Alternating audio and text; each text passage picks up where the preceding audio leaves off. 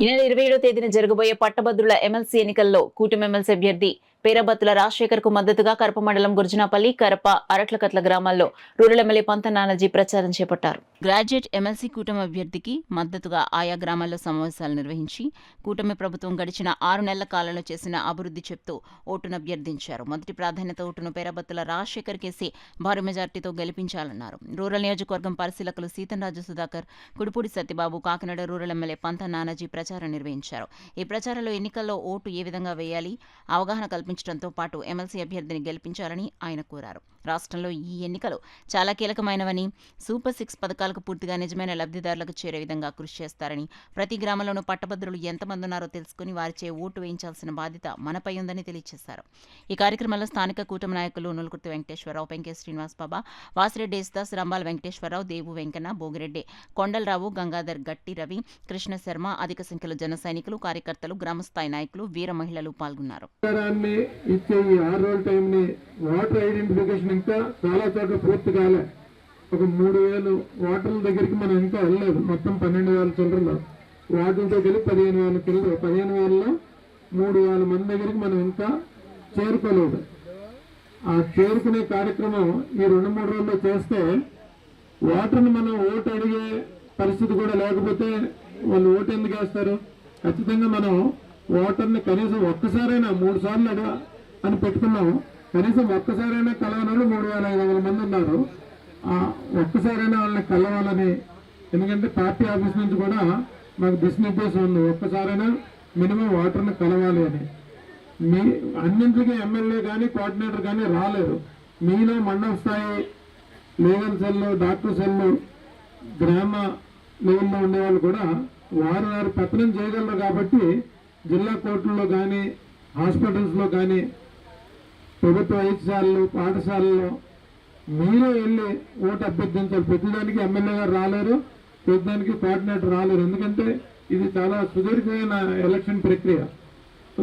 దీంతో పాటుగా out side ఉన్న వాళ్ళని ఇప్పుడే మన ఎమ్మెల్యే గారు, పిఏ గారితో కూడా మాట్లాడాం. ఎమ్మెల్యే గారు ఇన్స్ట్రక్షన్స్ ఇచ్చారు. ఎంతమంది ఉన్నారో లిస్ట్ అవుట్ ఇంకా చేయాల్సింది ఉంది. గ్రామాల్లో చురుగ్గా పాల్గొని వాటర్ను తీసుకురావాల్సిన బాధ్యత. ఎందుకంటే ఎమ్మెల్యే గారు ఇక్కడికి వస్తున్నారు, ప్రతి దుక్కున ఆయన వచ్చి మీటింగ్లు పెట్టి ఖచ్చితంగా మీకు ఓ మోటివేషన్ ఇచ్చి వెళ్తున్నారు. ఆయన వెళ్ళిన తర్వాత కూడా మీరు గ్రామాల్లో తిరిగి ఎక్కడైతే వాటర్ ఉన్నారో వాళ్ళని దగ్గరికి వెళ్ళి, ఇలా ఎమ్మెల్యే గారు వచ్చారమ్మా, మార్నింగ్ ఈవినింగ్ వచ్చారు, మీరు లేరు ఆ టైంకి, ఇలా చెప్పారు, రేపు కంపల్సరీ మీరు ఓటు వేయవలసిన బాధ్యత, పేరబత్తుల రాజశేఖర్ గారికి ఓటు వేయవలసిన బాధ్యత మనందరి మీద ఉంది. ఎందుకంటే రాష్ట్రం 10 లక్షల కోట్ల అప్పుల నుంచి చంద్రబాబు నాయుడు గారు, ఈరోజు పవన్ కళ్యాణ్ గారు కూడా ఏ రోజు కూడా సంక్షేమం ఆపలేదు, అభివృద్ధి ఆపలేదు. సంక్షేమం పక్క నుంచి ఇస్తూనే, అలాగే గతంలో మనం ఏమైనా గ్రామాలు వెళ్ళాలంటే చాలా ఇబ్బంది పడేవాళ్ళం. కాకినాడ ఉదాహరణకు మనం రాజమండ్రి కాకినాడ రోడ్డు ఎలా ఉండేదో మీ అందరికి కూడా తెలుసు. అలాగే ఇటు రామచంద్రపురం వెళ్ళాలన్నా, ఇటు యానం వెళ్ళాలన్నా చాలా ఇబ్బందులు పడ్డారు. అలాగే ముఖ్యంగా రైతులు ఒక ఊరి నుంచి ఒక ఊరికి వెళ్ళాలని కూడా ఒక పరిస్థితిలో ఉన్న నుంచి ఈరోజు అధికారంలోకి వచ్చిన 8 నెలల్లో కూడా ఆల్మోస్ట్ ఒక 50% వరకు కొత్త రోడ్లు వేసుకున్నాం. ఒక 50% ముఖ్యంగా ఎక్కడైతే బాగోలేదో ఆ రోడ్లన్నీ కూడా మరమ్మతులు చేసుకుని రోడ్డు మీద తిరగలుగుతామంటే అది కేవలం చంద్రబాబు నాయుడు గారు, పవన్ కళ్యాణ్ గారు, లోకేష్ గారు చేసిన అభివృద్ధి అని మనం అందరం కూడా గొప్పగా చెప్పుకోవాల్సిన అవసరం ఎంతన్నా ఉంది.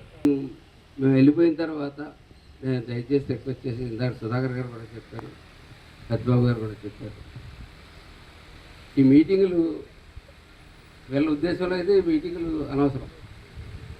నా ఉద్దేశంలో అయితే మీటింగులు కూడా కావాలి. ఈ మీటింగులు జరిగిన తర్వాత వీళ్ళు చెప్పిన పని జరగాలి. డోర్ టు డోర్ వెళ్ళి ప్రతి ఓటు ఐడెంటిఫై చేసి, ఈవేళ 12,800 ఓట్లకు కానీ, అది కాక 540 టౌన్లో ఉన్న ఓట్లు, 540 టౌన్లో ఉన్నాయి 7 ఓట్లు. ఆ ఓట్లు కానీ 3,000 దగ్గర ట్రేస్ అవ్వట్లేదు. ఇంకా ట్రేస్ చేయవలసిన పని ఉంది. మళ్ళీ వెళ్ళిన చోట 9,000కి 1-2 సార్లు వెళ్ళవలసిన పని ఉంది. మనం ఓటు అడగడానికి మనకు హక్కు ఉందని నేను ఫీల్ అవుతా ఉన్నాను.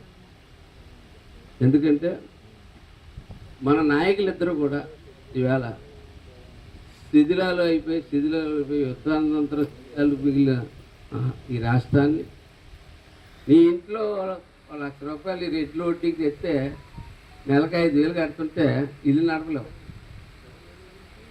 10 లక్షల కోట్ల అప్పు మీద వడ్డీ కడతా ఈ రాష్ట్ర ప్రభుత్వాన్ని నడుపుతున్నారంటే వాళ్ళిద్దరి గురించి ఏమని చెప్పుకోవాలి చెప్పండి నాకు. నెలకు ₹10 లక్షల వడ్డీ కట్టుకుంటా ఈ రాష్ట్రంలో నీకు ఏం ఆపాడు? ఏం ఆపలేదు కనుక కొత్త ఇచ్చాడు.